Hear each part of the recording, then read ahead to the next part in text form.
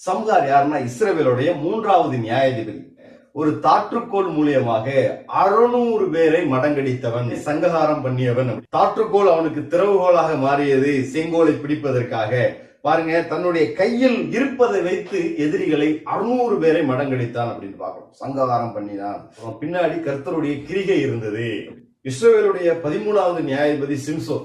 பாருங்க, பெலிஸ்தியரை வெறும் தாடை எலும்பை வச்சு 1000 பேரை கொன்றான்னு பாக்குறோம். எலிசா மரித்து போனான். ஆனா எலிசா மரித்து போனாலும் அவனுடைய எலும்புகளுக்குள் வல்லமை இருந்ததினால் மரித்த ஒருவன் பிழைத்தான் பாக்குறோம்.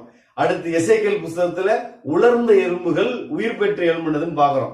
அதே போல இந்த சிம்சோன் எடுத்த அந்த தாடை எலும்புல கர்த்தருடைய கிரிகை இருந்ததுனால அவன் 1000 பேரை கொண்டு போட்டான்னு பாக்குறோம். 1000 பேரை கொண்டு போட்டோன்னே அவனுக்கு தண்ணி தாகம் வந்துருச்சு. அப்ப தேவன் அவனுக்காக ஒரு பெரிய விஷயத்தை செய்யறார். என்னன்னா, லேகியின் பள்ளத்தாக்கை பிளந்தார்னு போட்டிருக்கு. பள்ளத்தாக்கு ஒரு தனி மனிதனுக்காக பள்ளத்தாக்க பிளந்து தண்ணீர் வர வைக்கிறத பாக்குறோம். எகிப்து தேசத்திலிருந்து அடிமையாக இருந்த இஸ்ரவேல் ஜனங்கள் புறப்பட்டு வரும்பொழுது கண்மலையை அடித்து மலையை பிளந்து 25 லட்சம் பேருக்கும் தண்ணி கொடுக்கவும் கர்த்தருக்கு தெரியும். ஒருத்தனுக்காக கண்மலையை பிளக்கவும் கர்த்தருக்கு தெரியும்.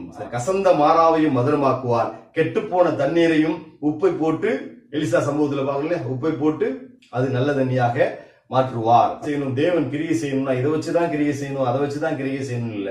அவர் மனசு வச்சா கிரியை செஞ்சிருவார். அந்த மனசு வைக்கிறதுக்கு ஏத்தாப்புல நாம் நடந்து கொள்ள வேண்டும்.